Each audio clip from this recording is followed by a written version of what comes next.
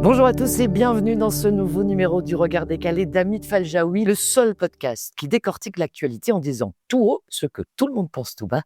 Au menu du jour, Donald Trump qui joue les autocrates en roue libre et se lance dans une véritable chasse aux sorcières. La Chine qui menace de couper l'oxygène technologique en gardant ses terres rares. L'inquiétude de Wall Street autour de l'intelligence artificielle qui ressemble de plus en plus à une bulle prête à exploser. Et puis Sam Altman qui débarque en Grande-Bretagne avec une offre spéciale, ChatGPT+, pour tout le monde, pour 2 milliards de livres, comme si c'était l'affaire du siècle. Installez-vous, ici on ne fait pas de langue de bois. Bonjour Rapide. Bonjour Gaël. On a du pain sur la planche, Hamid, parce qu'il s'en est passé des choses ces derniers jours. Ouais. Et je voudrais qu'on commence avec cette information de Sam Altman, qui dit lui-même l'IA, c'est une bulle, ça va exploser au niveau boursier, hein, évidemment, je parle. Et c'est vrai que quand on écoute un peu certains analystes, on retrouve beaucoup les éléments de l'arrivée d'Internet. Et donc, beaucoup disent ça va être la même chose. Est-ce qu'on peut limiter à un événement et se dire que parce que c'est arrivé une fois, ça va se reproduire et qu'effectivement, l'IA, c'est une bulle? D'abord, ça s'est pas produit qu'une seule fois. Je veux dire, dès qu'il y a eu une ruée vers l'or, ou qu'il y a eu des innovations, il y a effectivement eu plusieurs bulles et que ce soit pour les chemins de fer, pour d'autres choses. Il y a la bulle internet auquel tu fais allusion dans les années 2000 et qui s'est traduit effectivement par un crash, hein. Donc il y a eu un éclatement de la bulle, il y a énormément d'entreprises qui sont mortes. À l'époque, il suffisait de mettre simplement .com pour que tout de suite ton entreprise, voit son cours être dopé à l'hélium, si je puis dire. Et vraiment à l'hélium dans le sens premier du terme, dans le sens où on voyait que certaines entreprises n'avaient pas vraiment de business plan. Après, on se rend compte que certaines boîtes qui sont passées presque à quelques millimètres de la case faillite, style Amazon, sont là aujourd'hui, bel et bien là, et gagnent beaucoup d'argent, même si c'est plutôt avec la partie AWS, c'est-à-dire la partie cloud. Alors, il y a cette question-là. Alors, ce qui a intrigué ou inquiété un petit peu les investisseurs, même si les cours se maintiennent malgré tout, c'est la déclaration de Sam Altman. Donc, a priori, il sait de quoi il parle. Alors, il n'a pas dit que l'IA, il n'y croit pas ou pas du tout, certainement pas, parce qu'il est à l'origine quand même de la boîte qui est valorisée aujourd'hui 500 milliards de dollars. Donc, c'est une société qui n'est pas cotée, c'est OpenAI, qui est la maison mère de ChatGPT. Il dit simplement qu'à court terme, sans doute qu'il y a une forme de frénésie qui ne justifie pas certaines valorisations. Et donc, il dit à court terme, oui. Alors, long terme, comme dirait l'autre, il appartient à Dieu, on n'en sait rien. Il y a ça. Et puis, il y a eu ce rapport, je crois qu'on y a fait allusion déjà, c'est ce rapport du MIT, qui est cette université américaine, qui a fait une grande enquête et qui a vu qu'à peu près toutes les entreprises, en tout cas qui ont été sondées, qui ont fait des investissements en matière d'IA, d'intelligence artificielle, 95%, ça ne donnait rien. Alors, ça ne veut pas dire que la productivité du cadre ou de l'employé n'a pas augmenté, mais ça ne se traduisait pas dans le bottom line, c'est-à-dire en fait le pied de bilan, c'est-à-dire le compte de résultat. Et donc ça a un petit peu refroidi les investisseurs qui ont commencé à se poser la question, est-ce que finalement, on ne s'est pas trop enthousiasmé? Alors oui et non, parce qu'en fait, ce mercredi, Nvidia, qui est vraiment l'entreprise qui pèse le plus lourd en bourse de New York, de Wall Street, puisqu'elle dépasse les 4 000 milliards, on attendait un peu ces résultats et les résultats n'ont pas déçu. Ils étaient au-dessus des attentes. Alors, même si la bourse l'a un petit peu bougé. Oui, j'allais dire, ils étaient au-dessus des attentes, mais le marché, lui, on s'est susceptible, mais il était quand même pas convaincu. Oui, mais le marché est toujours très capricieux. J'ai eu mon ancien professeur d'économie à la science qui disait la bourse est une grande trouillarde, donc il faudra toujours chercher à comprendre. Mais toujours est-il qu'ils ont atteint leurs objectifs. Maintenant, est-ce qu'on est dans une bulle? On n'en sait strictement rien. On voit que les entreprises continuent à investir énormément, par dizaines de milliards. On a l'impression que la plupart de ces patrons d'entreprises, Meta, Amazon, Apple et tout, se disent que c'est le Graal, que c'est l'avenir et que de toute façon, on ne peut pas sortir de la course, il va falloir y aller. Est-ce qu'il y aura un crash ou pas? J'en sais rien. J'en parlais avec une amie récemment qui me disait « c'est grâce à toi que j'ai découvert il y a 3 ans cette société que tout le monde connaît aujourd'hui, Nvidia ». Alors la question évidemment, c'est que si tu veux, le cours de bourse, c'est quasiment une pente, voilà, c'est le mont Ventoux, si je peux dire, au niveau graphique boursier. La question, c'est quand devrait-elle vendre? J'en sais strictement rien. Voilà, tout ce que j'ai pu me dire, c'est ce que me disait un ami qui était un homme d'affaires redoutable. Il me disait, tu sais, Anil, il faut vendre et puis il faut pleurer. Alors, je lui posais la question à l'époque, pourquoi est-ce qu'il faut pleurer, Pierre? Un homme d'affaires, je ne vais pas donner son nom de famille, et de toute façon, il n'est plus là. Il s'appelle Pierre. Voilà, Pierre, voilà. Mais parce qu'il dit, tu vends jamais au plus haut. Tu vends jamais au plus haut. Donc voilà. Alors pour le moment, ils sont un petit peu rassurés avec les chiffres de Nvidia, je dirais, les investisseurs, mais il y a quand même beaucoup de questions qui se posent. Voilà, exubérance, pas exubérance, on le saura ou on le saura pas. En tout cas, on sait que bon, Sam Altman fait une petite sortie en disant: «Ça pourrait être une bulle», il y a beaucoup d'effervescence et parallèlement à ça, il essaye quand même de développer son produit, ce qui paraît normal, hein, de rien. Il a négocié avec le gouvernement britannique, pour, essayer de proposer ChatGPT+, donc la version payante, Oui. à l'ensemble des citoyens britanniques. Des discussions qui ont quand même duré plusieurs semaines, hein, qui ont été fort avancées. On parle d'un contrat à 2 milliards de livres sterling. Si je ne m'abuse, si j'ai bien fait mes calculs, on approche les 3 milliards d'euros. Et là, de nouveau, j'ai du mal à comprendre le montant puisque si je fais bien des calculs, heu, 2 000 de livres sterling divisé par 70, millions d'habitants, c'est plus cher que si la personne la prenait toute seule. Enfin, c'est une vingtaine d'euros un Oui, abonnement, pour une vingtaine de dollars, donc il d'euros. a essayé de qu'est-ce qu'il a tenté? Ah non, moi je pense, bon, je sais pas si c'est un calcul comme ça qu'il faut faire. D'abord, c'est vrai que ça a fuité grâce au Guardian qui a annoncé qu'effectivement, Sam Altman et le secrétaire d'État au numérique britannique se sont rencontrés, chez lui, je pense à San Francisco, ils en ont discuté. Alors officiellement, ça se fera pas. Heu, la raison officielle, c'est que c'est cher. Sans blague. Par contre, visiblement, si j'ai lu la même presse économique que toi, c'est qu'il y a sans doute des accords qui vont se faire au niveau des pouvoirs publics, voir s'ils peuvent travailler ensemble, par exemple au niveau de l'éducation, au niveau de la justice ou que sais-je. Alors moi, je trouve en tout cas que c'est intéressant, parce que j'ai pas connaissance d'un autre pays qui, comme ça, prend langue avec un acteur majeur de l'intelligence artificielle. Alors que si tu regardes notre beau pays, hein, ce pays de cocagne qu'est la Belgique, on est terriblement européen dans le sens continental du terme, où quand on parle de l'IA, soit c'est avec un regard un petit peu ébahi, hein, tu vois, le ravi de la crèche, soit souvent, en tout cas, au niveau de nos politiques, eux, ils n'en touchent pas une, mais au niveau de nos, par exemple, la Commission européenne, c'est plutôt, on est dans la réglementation, tu vois. Et eux, je me dis, tiens, au moins ils testent. Alors, ils vont pas le faire à 2 milliards pour toute la population, mais ils sont en train de tester au niveau des pouvoirs publics. Je trouve que c'est pas mal parce que on pourrait aussi se dire pourquoi pas l'offrir à toute la population dans le sens, aujourd'hui, il est inconcevable d'imaginer que tout le monde n'ait pas accès au gaz ou à l'électricité. Ou l'internet pour tous. On a même parlé d'un moment donné qu'il fallait pas qu'il y ait une fracture numérique. On pourrait imaginer que demain, si tu as pas l'IA, voilà.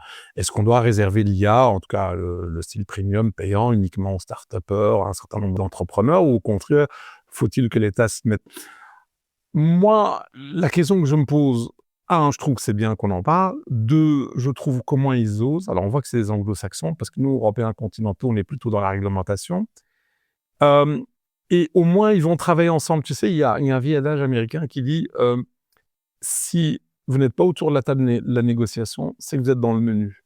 Et nous, j'ai l'impression, soit en Europe, on est dans le menu, puisqu'on est absent, tu vois, de cette table de négociation. Et je trouve qu'à ce propos, je trouve que c'est pas mal.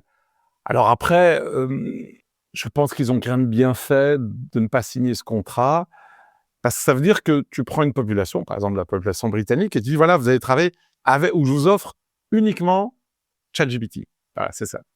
Mais ça veut dire qu'il y a une relation asymétrique. C'est-à-dire moi, j'ai beau être un gouvernement de 60-70 millions d'habitants, je sais pas ce que tu m'as dit et cetera, et puis de l'autre côté, je dépends d'un seul fournisseur. Et puis une fois que les gens sont habitués, je peux pas. Et je dépends aussi d'un seul biais cognitif. Pourquoi pas Gemini? Pourquoi pas Perplexity? Pourquoi pas Claude? Pourquoi pas Anthropic? Pourquoi pas ceci? Donc voilà, ça peut poser des questions, mais je trouve au moins qu'ils sont dans une bonne mentalité anglo-saxonne d'A/B testing, de test and learning, alors que nous, on est plutôt au plafond, on est en train de commenter, et peut-être qu'on voit passer le train à côté de nous. Voilà, ce sont des réflexions qu'on peut partager. Je comprends que par expérience, on se dise: «OK, l'Europe a souvent loupé le train». On voit les Britanniques qui sont un peu plus, mais c'est vrai que dans les pouvoirs publics dont on parle, il est envisagé, par exemple, que les écoles puissent utiliser cette, version payante de ChatGPT. Donc ça veut dire qu'on va confronter ces enfants à cette intelligence artificielle qu'on admire, mais qu'on critique aussi, hein. Donc il y a peut-être un danger là aussi, en fait. Danger, après, voilà, quitte à donner l'équivalent de 20 $ ou 20 € ou 20 livres sterling aux gens, je préfère leur donner ça que de leur donner pour un abonnement Netflix. Au moins, là, ils vont apprendre peut-être à coder, à réfléchir, à négocier. Je trouve pas ça mal du tout et je trouve que ça mériterait au moins, en tout cas, un débat ici en Belgique ou dans d'autres pays en Europe. Mais c'est très, très compliqué. Alors, je vais pas citer de nom, mais les quelques politiques que je connais ici en Belgique ne connaissent absolument rien à l'intelligence artificielle. Ils en parlent de temps en temps au détour d'une conversation, mais la plupart ne l'utilisent pas ou alors de manière très, très basique. C'est en train de changer, j'espère, mais c'est un sujet qui leur échappe. Et moi, je trouve ça dangereux pour les hommes politiques. Je fais peut-être un coq à l'âne, mais tu sais, l'homme politique, il a de moins en moins de pouvoir. Hein. Quand on regarde les taux d'intérêt, c'est pas eux qui les décident. Le politique budgétaire, elle est quand même contrainte par la Commission européenne. Et là, des grands changements se font par des multinationales qui sont plus fortes que des gouvernements. Donc, tu sais, le pouvoir des hommes politiques aujourd'hui ou des femmes politiques, il est de plus en plus marginal. Moi, je crois que c'est surtout un ministère de la parole. Voilà, c'est peut-être une sorte d'anxiolytique verbaux. Tu parles certainement de la Belgique qui, on le sait effectivement, voit passer le train en retard, voilà. Mais aux États-Unis, il me semble que la politique, l'administration garde du pouvoir et ça va me permettre vraiment de rebondir sur un autre sujet qui me tient vraiment à cœur. Ouais. C'est toujours évidemment les frasques de Donald Trump. On parlait la semaine dernière d'un retour au Moyen Âge avec cette taxe de 15%. Je voudrais qu'on reste au Moyen Âge ou presque. On est dans une espèce de chasse aux sorcières aujourd'hui avec Donald Trump. Il a décidé qu'il allait évincer toute une partie de personnes qui pouvaient le déranger, quelques domaines confondus. Et en ce moment, il est quand même vraiment sur le dos de la Fed, une Fed qui est quand même censée être indépendante. Lundi, il licenciait pour raison valable une des gouverneurs de la Banque centrale américaine. Oui, alors ça pose un problème. On sait qu'il a mis Donald Trump un certain nombre d'amis à des postes importants, notamment la Cour constitutionnelle, voilà, et à gauche, à droite, voilà. Donc ça, on le sait. Mais au niveau économique, ce qui est très, très important, c'est que les données économiques et que les institutions comme la Fed, donc la Banque centrale américaine, soient respectées. Et pour qu'elles soient respectées, ça c'est une bataille de longue haleine qui a été gagnée par un certain nombre de pays, comme les États-Unis, comme l'Europe à travers la Banque centrale européenne. C'est que ce sont des institutions qui peuvent se tromper, certes, mais qu'on respecte parce qu'on se dit qu'elles sont indépendantes. Or ici, il a limogé, tu y as fait allusion cette semaine, la première gouverneure, Zapouk, ouais. qui est la première afro-américaine à arriver à ce poste-là. Il lui cherche des noises, d'abord parce qu'elle a toujours voté dans la même direction que le président, c'est-à-dire le président de la Banque centrale américaine, c'est-à-dire ne pas baisser les taux ou pas aussi vite que le voudrait notre ami Donald Trump. Je rappelle que Donald Trump déteste pour le moment la direction et la présidence de la Banque centrale américaine parce qu'il trouve que les taux n'ont pas baissé assez vite et qu'il voudrait qu'ils baissent beaucoup plus rapidement. Et d'ailleurs, il appelle Jérôme Powell monsieur trop tard. Monsieur Trotter, ouais, Voilà. Alors, effectivement, cette personne, soi-disant, il est allé chercher des noises en disant, écoutez, voilà, avant qu'elle ne soit la Banque centrale américaine, elle a obtenu 2 prêts hypothécaires et sans doute que elle l'a obtenu de manière en falsifiant l'un ou l'autre document. À voir, parce que de toute façon, elle ne se laisse pas faire, elle est en train de se battre. Et que donc, si elle a été malhonnête à vérifier tout ça par le passé, comment se fait-il qu'elle soit à ce poste-là? Mais on voit très bien que c'est pas ce côté éthique qui l'intéresse, surtout lui, hein, venant de Donald Trump. L'éthique, c'est quand même un peu un oxymore. Voilà, c'est pas la même que la nôtre. c'est pas la même. Et quant à Jérôme Powell, il a aussi essayé de le dégommer, il n'y est pas arrivé. Il y a des travaux à la Banque centrale américaine dans le sens des travaux, c'est un immense bâtiment avec des centaines et des centaines d'économistes, d'employés, etc. Et donc, les travaux, comme toujours dans l'immobilier, entre le devis puis le résultat final, il y a un gap, il y a une grande différence. Et donc, il a essayé de le coincer là-dessus. Voilà. Alors, pourquoi est-ce qu'on en parle? Parce qu'on peut dire, voilà, c'est une sorte de revanche humaine. Non, c'est très embêtant parce que 1 ou 2 semaines avant, il a licencié la responsable de l'Office des statistiques de l'emploi. Et ça, c'est aussi très embêtant. Donc, il cherche noise au patron de la Banque centrale américaine, qui est quand même l'un des hommes les plus puissants au monde, puisque c'est lui qui dicte, avec son équipe, les taux d'intérêt américains, donc en tout cas à court terme. Et puis de l'autre côté, il y a une dame qui est à la tête de ce ministère, enfin on va appeler ça comme ça, de l'emploi, et qui n'a pas donné de bons chiffres. Et donc, comme il trouvait que ces chiffres n'étaient pas bons, il l'a virée en prétextant que ses chiffres étaient pas bons, mais parce qu'en fait, c'est une ancienne amie de Joe Biden et que donc elle a traficoté les chiffres. Ce qui est faux. En fait, dans le marché de l'emploi américain, et on le voit en tout cas les économistes qui suivent ça, c'est que tous les mois, on vous donne des chiffres, mais ils sont revus ou à la hausse ou à la baisse 1 ou 2 mois après. Pourquoi? Parce que la manière dont on fait ces statistiques, les sondages, il fut une époque, il y a quelques années, où à peu près 60% des entreprises auxquelles on envoyait les formulaires, en disant quelles sont vos conditions d'embauche, machin, etc., répondaient dans le mois. Maintenant, elles répondent 3 mois après. La majorité d'entre elles répondent 3 mois après. Donc, l'échantillon de réponse est plus bas. Et donc, forcément, quand on a 3 mois après simplement le nombre de réponses qui fait que l'échantillon est valable, il peut y avoir des différences colossales. Mais c'est purement statistique. C'est clair, ça n'a rien à voir avec le fait. Alors, pourquoi c'est dangereux? Ça, c'est important pour les personnes qui nous écoutent. C'est que à partir du moment où il a mis quelqu'un à la place de cette dame, qui est quelqu'un de très proche, est-ce que tu penses, Gaël, que demain, quand cet office qui donne des statistiques sur l'emploi va sortir des chiffres, est-ce que tu crois que les investisseurs, les gens qui scrutent, vont être rassurés en disant Oui, ils sont il va y avoir un problème de crédibilité. crédibilité? La même chose pour la Banque centrale. Pour le moment, il n'a pas réussi à couper la tête de Jérôme Powell. Et Jérôme Powell part au mois de mai 2026, si je ne dis pas de bêtises. Et donc là aussi, il va mettre quelqu'un à sa place. Donc, quelle sera encore la crédibilité de la Banque centrale américaine quand elle baissera les taux? Et ça, c'est dangereux. Les gens s'interrogent parce que ça veut dire que des gens vont se dire, mais les chiffres qui sont là, le thermomètre est cassé. Est-ce que je peux encore me fier à la dette publique américaine? Est-ce que je peux encore me fier au dollar? Et donc, tout le sous-jacent, c'est-à-dire les statistiques, aujourd'hui, surtout demain, il y aura une faiblesse, une crédibilité qui va être atteinte. Or, l'économie, c'est pas toi que je dois le dire, tu suis ça depuis des années aussi, c'est la confiance. Et là, la confiance, elle est ébréchée. On a une espèce de dérive autoritaire quand même là de Donald Trump à plusieurs niveaux. C'est pas les seules personnes qu'il a pu limoger comme ça du jour au lendemain. Et puis, on a beaucoup parlé, hein, évidemment de ces frais de douane, il a imposé à Nvidia et AMD, de payer aux États-Unis 15% s'ils exportaient en Chine. Oui, une sorte de raquette. Aujourd'hui, il se retourne vers la Chine en disant: «Vous nous envoyez des aimants ou je vous taxe de 200%.» Et sincèrement, je pense que ma fille de 3 ans n'a pas un niveau de chantage aussi puéril. Alors, pour le moment, on se rend compte qu'avec la Chine, il n'y a toujours pas d'accord, dans le sens où il y avait une première trêve de 3 mois, qui vient d'être renouvelée de 3 mois, donc jusqu'au mois de novembre. Et on se rend compte qu'à l'inverse de l'Europe, il y a un vrai bras de fer avec la Chine, dans le sens où la Chine a des armes.